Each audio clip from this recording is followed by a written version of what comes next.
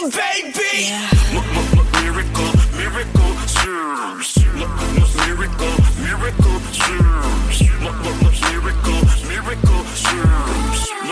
Miracle, miracle, serves. We keep having all these problems. How we gonna solve them? Every day it's the same thing. Yeah. All these unsolved issues, I guess it's official. Here we go again, the same old thing. And I'm tired of the arguing and lying. So goodbye to all the hurt and crying. Things will change and you, so how can I expect something new? It's the same old thing.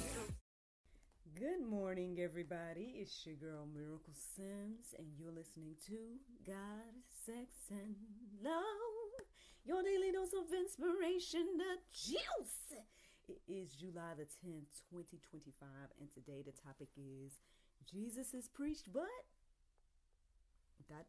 Listen, I don't have too much time to dilly-dally because I need to get ready and be on my way to work, but I felt like it was important to come on over here and share this word today.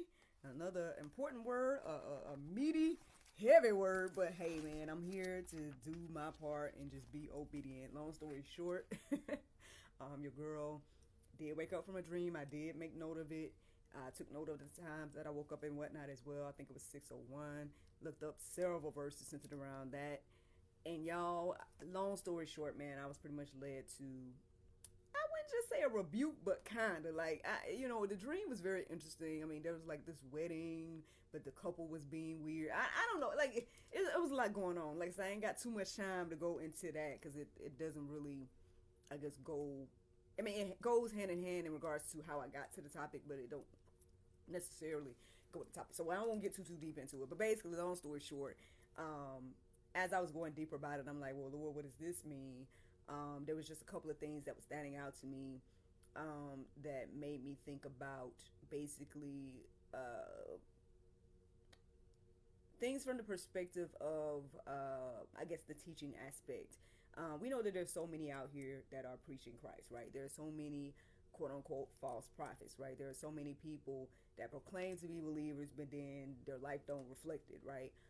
Maybe their ministry don't fully reflect it, things of that nature. And I'm like, well, Lord, what do you want me to say about this? Because again, I oftentimes I don't necessarily feel even qualified for these words that be coming to me. You know what I'm saying? And I'm like, well, Lord, wow, you know what I'm saying? Like in this, and at some point I was looking at the clock, like I don't even know if I got time to go deeper about this, or to really like go back and forth with you about this, Lord, and things of that nature. But he started, I guess, revealing the revelations in regards to the verses and things like that centered around this conversation. And so I'm about to just get into it, and whoever it's for, it's for. And hopefully you feel led to go deeper about it for you yourself, your personal life, especially as a disciple of Christ or as a minister or whatever it is. You know what I'm saying? Especially if you proclaim to be some type of title, then I believe this is for you, and hopefully you can reflect on it, and the Lord will speak to you through me today. All right, so let me get on into it. All right, so one of the verses I was led to was Philippians 1:15 through 18, and when I read it, I was like, okay, Lord, well, it seems like it's okay, you know what I'm saying, as long as you being preached, you know what I mean, it should be all right. But then the but came in, and I was like, oh, well. So let's get to the first part first. Okay, so the Christ is preached part. So that pretty much comes from this verse, and this is what it says. It says, it is true that some preach Christ out of envy and rivalry, but others out of goodwill. The latter do so out of love. The former preach Christ out of selfish motivation. But what does it matter? The important thing is that in every way, whether from false motives or true, Christ is preached. And because of this, I rejoice. So obviously this is Paul, you know what I'm saying? And when I read it this morning, I'm like, okay, well, this don't seem like a full rebuke. It seemed like, okay, if Christ is preached, you say what doesn't matter. So I'm like, okay. And it was standing out to me, the whole Christ is preached part. So I'm like, okay, Lord, cool. Christ is preached, But basically what I was receiving today is that it does matter. It does matter your motive. It does matter your heart. It does matter, whether the Lord is truly leading and guiding you. All of that matters when it comes to the Christ is preached part. Yes, Christ can use it, right? Yes, people can be healed, saved, all that type of stuff from you preaching Christ, right? But at the end of the day, if your heart ain't right, and if you are led by selfish ambition or whatever it is, if you're doing it, from any other motive other than what to say here, let me just say Bible. What did this verse say? Out of love. Then the Lord is looking at that, and He's gonna judge that at the end of the day. And here are the verses to corroborate what I'm saying. I probably didn't use that word right, but here it is. Proverbs 16:2 says, "All a person's way seem pure to them, but motives are weighed by the Lord." At the end of the day, the Lord is going to weigh your motives regardless. Even for little old me, you know what I'm saying? Even for little old me sitting here on GSL reading Bible to y'all and the stuff I do. Like, the Lord's going to be, weighing my motives at the end of the day. Like, I got to make sure I'm, like, above reproach. Matter of fact, let me give you guys another verse before I tell you guys another example that I feel led to share. Matthew 7:21-23 says, "Not everyone who says to me, 'Lord, Lord,' will enter the kingdom of heaven.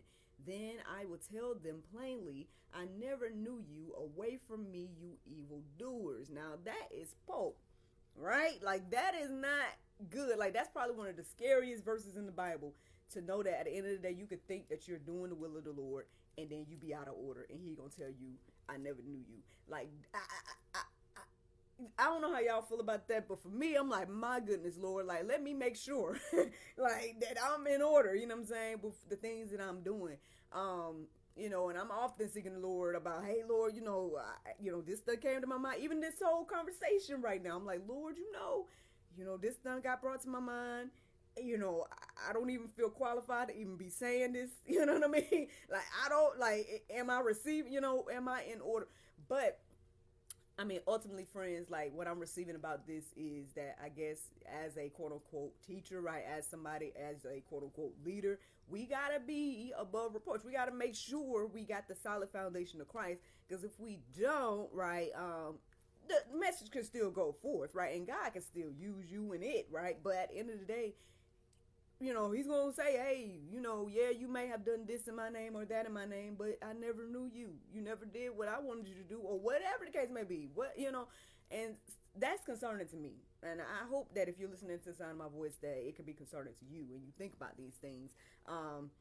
What I'm reminded of, because I don't know if I wrote, let me say it in this moment then. So what I'm reminded of is yesterday I ended up posting this, I took a screenshot of something I saw on Instagram, and I posted it in our community, and it basically was this police officer that pretty much got caught with someone he arrested, I guess having sex, and basically he turned the camera off, and then I guess got in the back seat with the person and got locked in the back with the person, and then somebody else had to let him out, and he had all these excuses about why he was back there. But regardless of that, for me, I just pretty much shared it on the platform to just remind people that if we are in some type of leadership, right, if we're in some type of, role like that officer is, like, we got to be living above reproach. Like, it ain't about being perfect, because again, we all sin and fall short, right?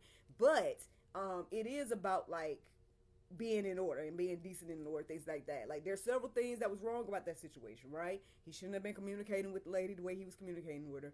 He shouldn't have turned his camera off, and he shouldn't have got in the back seat with her. So it already looks like he's guilty based on those things, Now maybe they did something, maybe they didn't. We don't know, right? But regardless of that, I guess I'm just reminded of this conversation about leadership and all this type of stuff, like, or teaching or any of these things, like.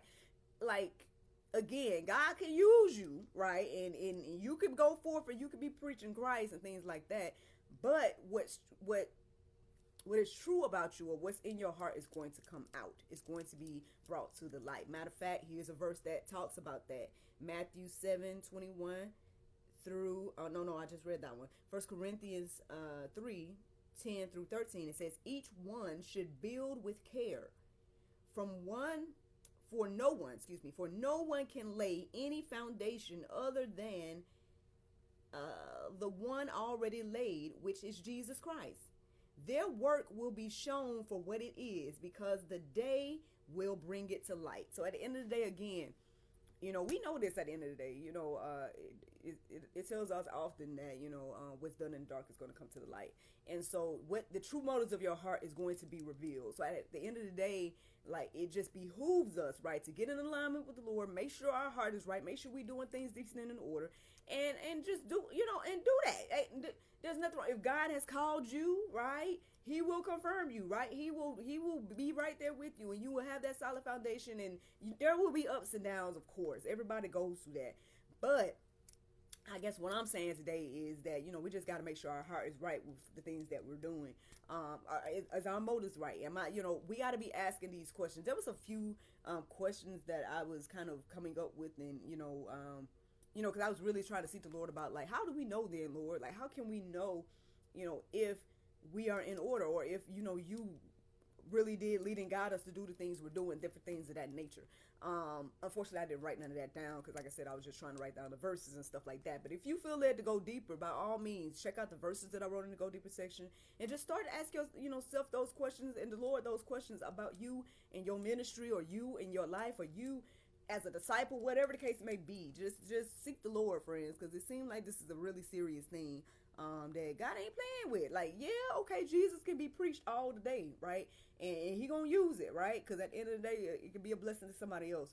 But when you stand before him, he's gonna let you know whether your heart was truly pure or not. And matter of fact, we see all around us people keep getting exposed left and right, that are quote unquote leaders, right? Quote unquote ministers, quote unquote pastors, quote unquote people in positions, right, are getting exposed for what what is truly in their heart.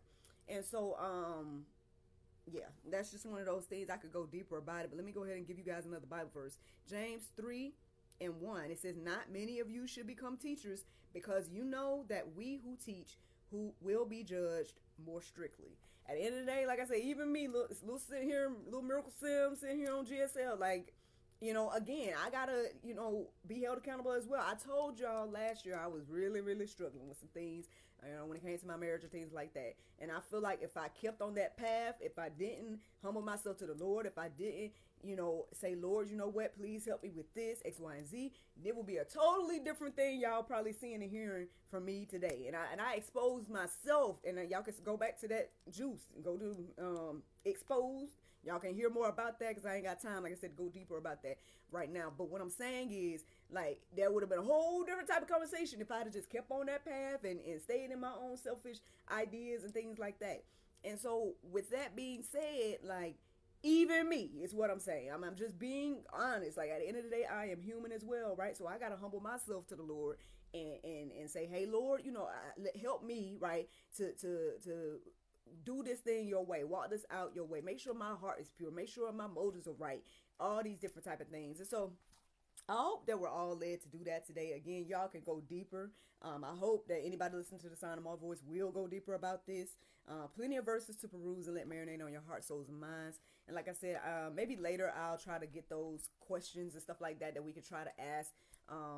Maybe I'll try to post that later on today if the Lord's will. But let me go ahead and leave you guys with the Bible verse of today. And that is James 1:19. It says, "Wherefore, my beloved brethren, if every man be, let every man be swift to hear, slow to speak, slow to wrath." Friends, I hope you guys enjoyed this juice this morning.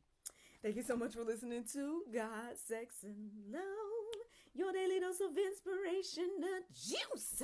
I pray you guys can go forth and have a wonderful day, and I look forward to talking to you all tomorrow, if the Lord's will. Bye-bye.